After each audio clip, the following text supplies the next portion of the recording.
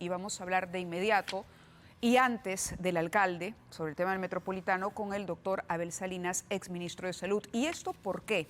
Porque el día de ayer conocimos una información que hablaba, por ejemplo, de cómo nuestro país tiene un exceso de muertes, lidera el exceso de muertes comparado con otros años frente a otros países. Es un informe internacional, un reciente informe del Financial Times que habla de esto. Los países más afectados son Perú, Ecuador, y el día de hoy se habló mucho de la posibilidad de retornar a una cuarentena.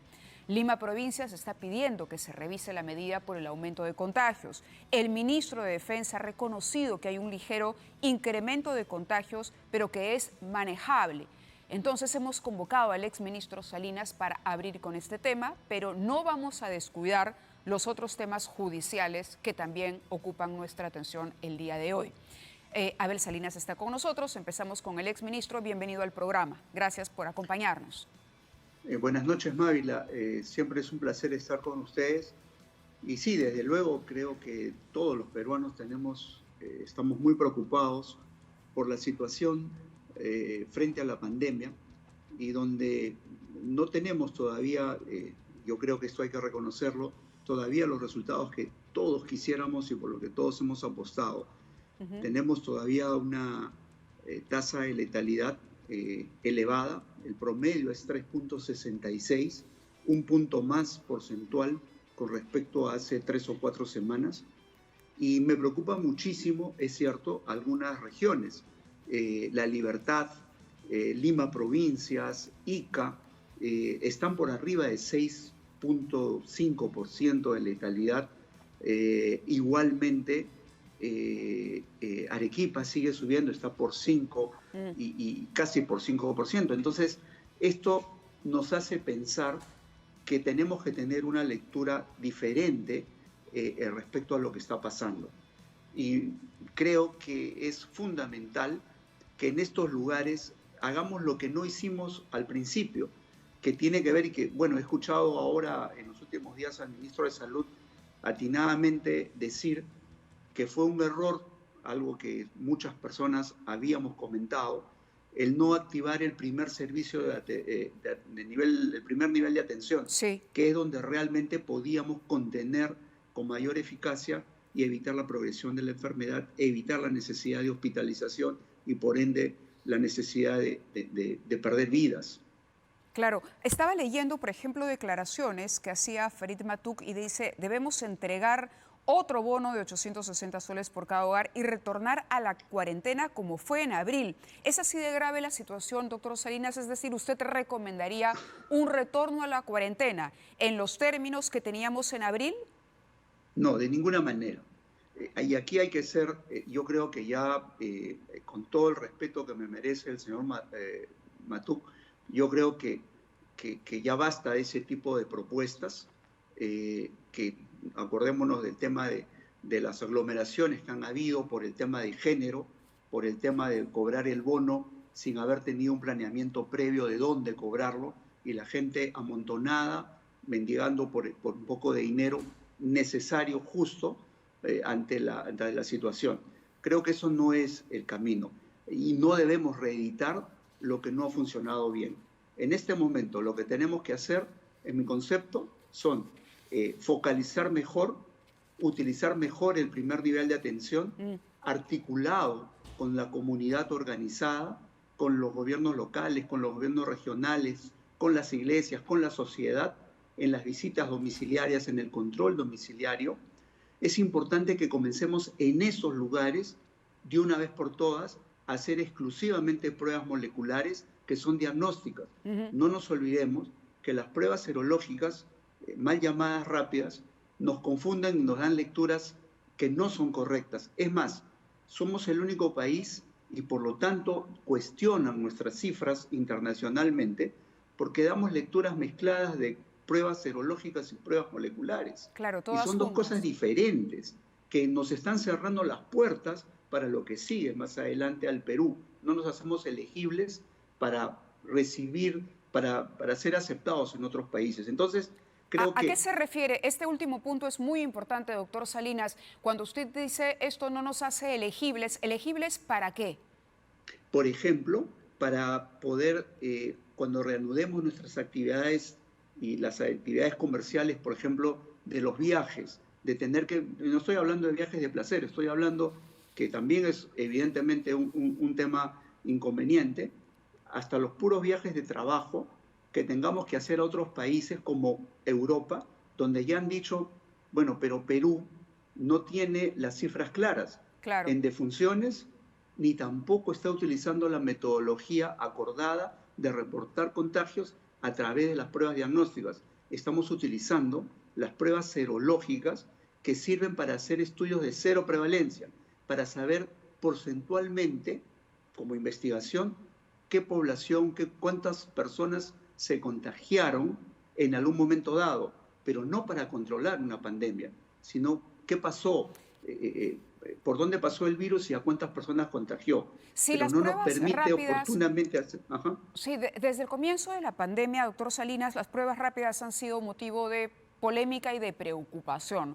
¿Por qué insistir aplicando las pruebas rápidas? Y de pronto, en este momento, nos olvidamos de ese sistema y empezamos más bien a poner el énfasis solo en las pruebas moleculares, que nos ofrecen un resultado mucho más certero y que nos permitirían estar mucho más cerca de ese estándar o de esa exigencia internacional, que es importante, porque en la medida que el mundo sepa que tenemos nuestras cifras en orden, van a poder tomar decisiones si vienen, no vienen, nos visitan y finalmente con cuánta seriedad estamos trabajando. ¿Por qué no hacerlo? ¿Por qué seguimos insistiendo en las pruebas rápidas?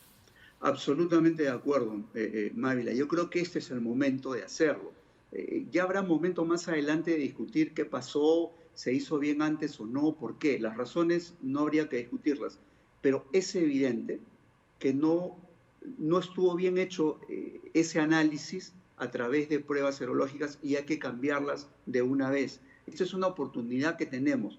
Pruebas diagnósticas moleculares, fortalecer el primer nivel de atención, el control comunitario, y eso nos puede llevar a una cuarentena focalizada solamente en lugares donde encontremos que el virus está llegando con fuerza. Eso es lo que tendríamos que haber hecho, pero ahora se nos da una nueva oportunidad de hacerlo. Y eso puede cambiar además lo que sigue en los siguientes meses, porque no es que acabe la pandemia. Este proceso también de reinserción en la actividad económica va a depender de este tipo de acciones y de medidas. Necesitamos, por lo tanto, una remirada a las estrategias que estamos usando. Veamos lo que hizo Chile. Chile de la noche a la mañana cambió y tenía una cantidad enorme de defunciones o de registros. Hubo que admitir que se estaba haciendo un subregistro, costó, es cierto, hay responsabilidad de la autoridad sanitaria, el ministro de Salud de Chile en su momento, la asumió, pero ahora Chile está siendo visto de otra manera por fuera, porque sinceró las cifras y por lo tanto las posibilidades de esa reinserción, de ser elegibles en el mundo, que es necesario para todos en este mundo globalizado, se vuelven a abrir, mientras que para nosotros se nos van cerrando las puertas. Entonces, una reflexión, una recomendación es que hagamos mejor ahora las cosas, lo que ya aprendimos en estos más de 100 días, para que el impacto sea menor, no solo inmediato, sino en los meses sucesivos. Hay una confusión también en relación al número de personas que mueren y a este exceso que, por ejemplo, se ha señalado en la publicación que yo citaba en el Financial Times, un exceso de 289% respecto a otros años. Es decir, este año se ha triplicado prácticamente el número de personas que han muerto en el mismo periodo de tiempo de otros años, de años anteriores. Esto no obedece únicamente a COVID, pero todavía no tenemos claro tampoco cuántas personas mueren por COVID y cuántas probablemente por asuntos que tienen que ver con falta de atención, por ejemplo, o con diagnósticos fallidos también. Todos los días en los noticieros vemos personas que ingresan por algún tipo de dolencia que no tiene aparentemente que ver con COVID, pero que son inmediatamente llevadas a tratamiento de COVID o que se les receta. En fin, lo que usted dice es muy importante, pero ¿cómo llegar a la verdad? Ayer en el Congreso se proponía una comisión de la verdad particularmente nos parece pronto, porque todavía la pandemia está en plena evolución para esto. Pero ¿cómo hacer para mejorar ese conteo y cómo explicarle a quienes nos están oyendo en este momento que ese 300% no necesariamente obedece a que se triplicó por causa de COVID, sino que hay otros factores también que han pesado, dado la situación tan grave de nuestro sistema de salud? Así es, Mávila. Si bien es cierto, hay 2 o 3 veces más pérdidas, 2 o 3 veces más fallecidos que otros años en periodos similares, no todo es COVID. Un buen porcentaje debe ser COVID y otro buen porcentaje es lo desatendido, lo que no pudimos atender porque naturalmente se ha estado priorizando COVID. Claro. Tenemos, y lo hemos referido, hay cirugías postergadas, hay pacientes portadores de cáncer que no han podido ser sometidos a tratamientos completos, a cirugías que eran electivas y que después se convierten en emergencias. Tenemos con muchas gestantes que no han podido completar sus controles prenatales y va a repercutir en mortalidad materna, en mortalidad neonatal. Tenemos millones de dosis de vacunas que no se han podido aplicar y que van a significar la reemergencia, la reaparición de algunas enfermedades que ya teníamos controladas o que teníamos parcialmente controladas también en el Perú, en el mundo y en el Perú. Entonces, por un lado, el efecto propio de la pandemia, por otro lado, el efecto de lo desatendido incide directamente en las cifras de defunciones que tendrán que verse más adelante. Hay mecanismos, pero obviamente no debemos prestarnos al tema de las comisiones de la verdad ni nada de eso. Ahora, la lucha frontal contra la pandemia, un plan de recuperación de lo desatendido es urgente. Ni siquiera estamos en posibilidades de, bajo algún manto ideológico, tratar de proponer un nuevo sistema de salud.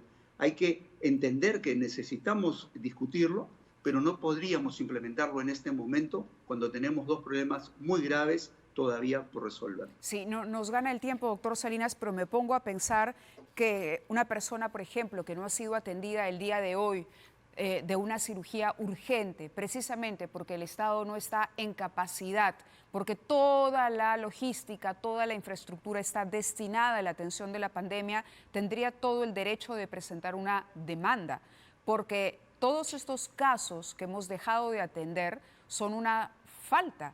Es decir, acá hay un incumplimiento de una obligación de asegurar y de garantizar la vida de las personas. Es decir, la pandemia nos desbordó y esa es una realidad con la que vamos a tener que convivir durante un tiempo más, porque todos los días se cumplen plazos para cirugías, para diálisis, para trasplantes, para partos de emergencia, etcétera, etcétera, etcétera. Doctor Salinas, le agradezco mucho que haya estado con nosotros abriendo el programa esta noche y vamos a estar muy de cerca también haciendo una exhortación a las autoridades a que este es el momento de empezar a actuar en serio y a aplicar lo que aprendimos. La inexperiencia y el error se pueden perdonar, se pueden disculpar al inicio, pero hoy hay lecciones que ya nos han golpeado y fuerte. Gracias, doctor Salinas, muy amable. Buenas noches. Mucho gusto. Buenas noches.